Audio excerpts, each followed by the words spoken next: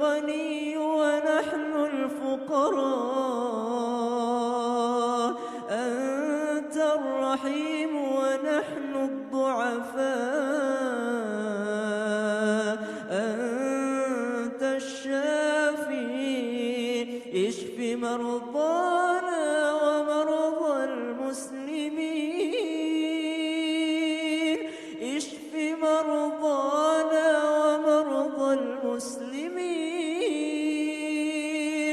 اشف مرضانا ومرضى المسلمين كما قلت في كتابك وإذا مرضت فهو يشفين اللهم ادفع عنا الغلاء والبلاء والوباء. Baik, di sini saya Nur Aifi akan menjelaskan tentang pengertian iman kepada qada dan qadar.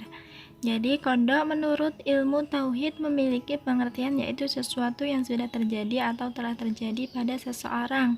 Artinya yaitu kejadian tersebut telah berlalu atau telah dilakukan. Sedangkan qadar menurut ilmu tauhid memiliki pengertian takdir, di mana apabila diperluas pengertiannya yaitu sesuatu yang telah ditentukan oleh Allah Subhanahu wa taala. Jadi menurut ilmu tauhid, qada yaitu sesuatu yang telah terjadi, sedangkan qadar adalah sesuatu yang telah ditentukan oleh Allah Subhanahu wa taala. Kemudian ada pendapat lain yang mengatakan bahwa yang dimaksud dengan qada dan qadar adalah kehendak Allah yang azali untuk menciptakan sesuatu dalam bentuk tertentu, kemudian mewujudkannya atau merealisasikannya dalam kehidupan nyata yang konkret sesuai dengan kehendak yang azali itu, qadar. Jadi menurut pendapat lain, qada yaitu kehendak Allah yang azali untuk menciptakan sesuatu, sedangkan qadar adalah realisasi dari kehendak Allah tersebut. Sehingga dari sini dapat disimpulkan bahwa qada dan qadar adalah satu kesatuan, di mana qada merupakan realisasi atau pelaksanaan dari rencana Allah yang telah disusun, dan qadar merupakan rencana atau ketentuan yang Allah susun untuk dia realisasikan kepada kehidupan nyata ini. Nah, qada dan qadar adalah ilmu Allah yang azali terhadap segala sesuatu yang hendak diwujudkan berupa alam, makhluk, perkara baru, dan segala sesuatu. Kemudian, B. Kebebasan kehendak manusia. Dalam kitab Aqidatul Mukmin menjelaskan bahwa apapun yang ada di dalam semesta ini adalah rencana Allah, dan apa-apa yang telah kami perhatikan berupa keajaiban penciptaan dan pengaturan itu terdapat di semua alam mawujud, baik manusia, binatang, tumbuh-tumbuhan, maupun benda keras. Dari penjelasan di atas, qada dan qadar Allah ilmu Allah yang azali terhadap segala sesuatu yang hendak diwujudkan berupa alam, makhluk, perkara baru, dan segala sesuatu. Dengan adanya penciptaan tentang kadarnya, tata caranya, sifatnya, masanya, tempatnya, sebabnya, pendahuluannya, dan kesimpulannya, tak satu pun yang tertinggal dari ketentuan waktunya, mendahului batasan-batasan masanya, menambah dan mengurangi kadar takdir, dan berubah dalam tata cara dan sifatnya.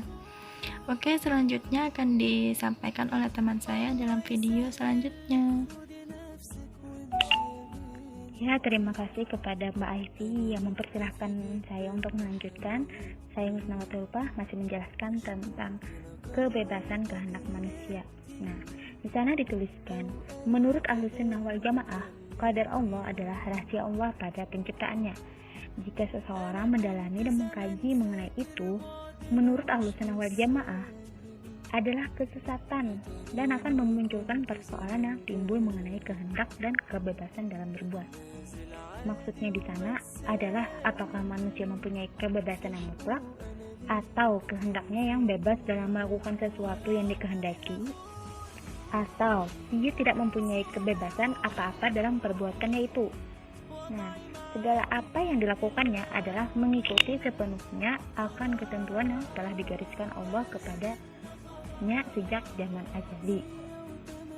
Nah, kemudian tentang hubungan kebebasan manusia dan Allah. Manusia dalam melakukan sesuatu seolah-olah mereka memiliki kebebasan di dalam setiap tindakannya. Namun padahal di dalam kebebasan manusia bertindak ada campur tangannya dengan kehendak Allah Subhanahu wa taala. Dan kedua hal ini sangat berkaitan sekali, teman-teman. Nah, dalam hal ini manusia memiliki kebebasan dalam usahanya, doa dan ikhtiarnya. Namun pada nantinya kembali lagi pada ketetapan Allah yang akan menentukan hasilnya. Nah, di setiap hal yang dialami manusia terdapat takdir Allah yang merupakan ketentuan terbaik darinya yang telah disusunnya.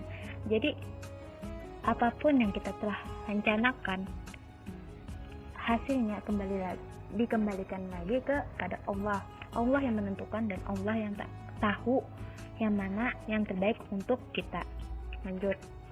Di dalam aliran Jabariyah dijelaskan bahwa manusia tidak menciptakan perbuatannya dan apa yang mereka lakukan itu tidak pantas dikaitkan kepadanya kecuali dengan majas, yaitu kaitan perbuatan, bukan kaitan usaha alternatif dan kaitan kehendak.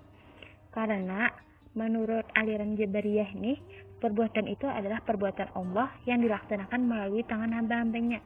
Tanpa adanya kehendak dari hamba, mereka memiliki ketetapan akidah bahwa hamba tidak disiksa dan perbuatannya tidak dicela meskipun dalam tataran kejelekan maupun hal yang tercela. Itu menurut aliran Jabariyah.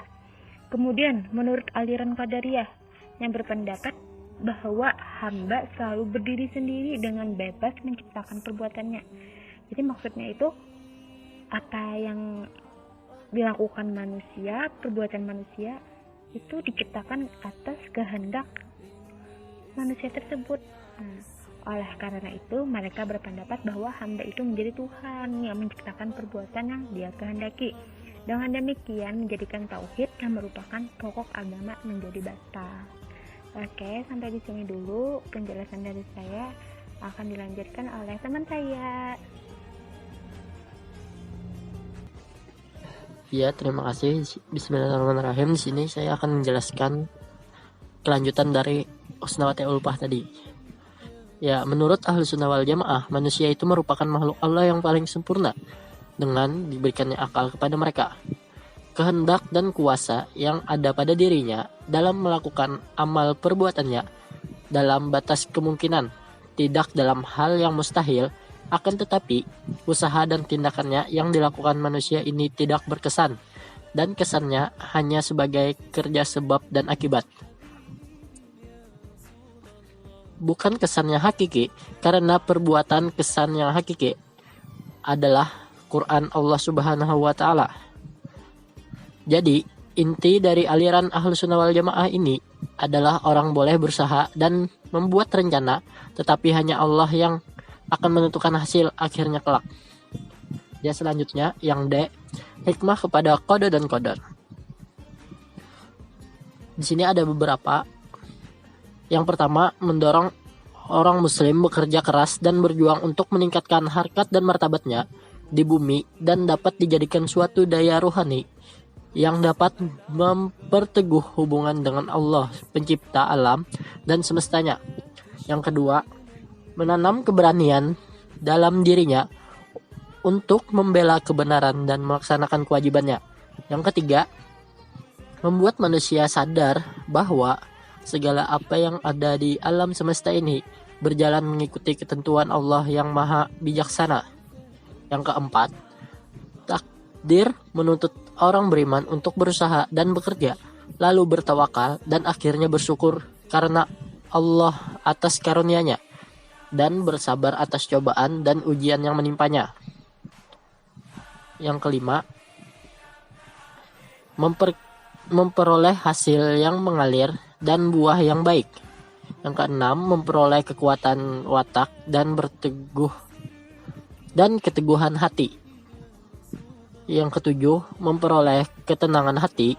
Yang ke-8, akan terlepas dari kebingungan dan kegelisahan pada dirinya yang terwujud hanya keberanian yang kuat untuk mengedepankan urusan tanpa ada ketakutan, kecemasan, dan keraguan-raguan. Yang ke-9, menjadi manusia yang bersih jiwanya. Yang ke-10, yang terakhir, di samping itu, dia menjadi manusia yang sangat mulia. Ucapan dan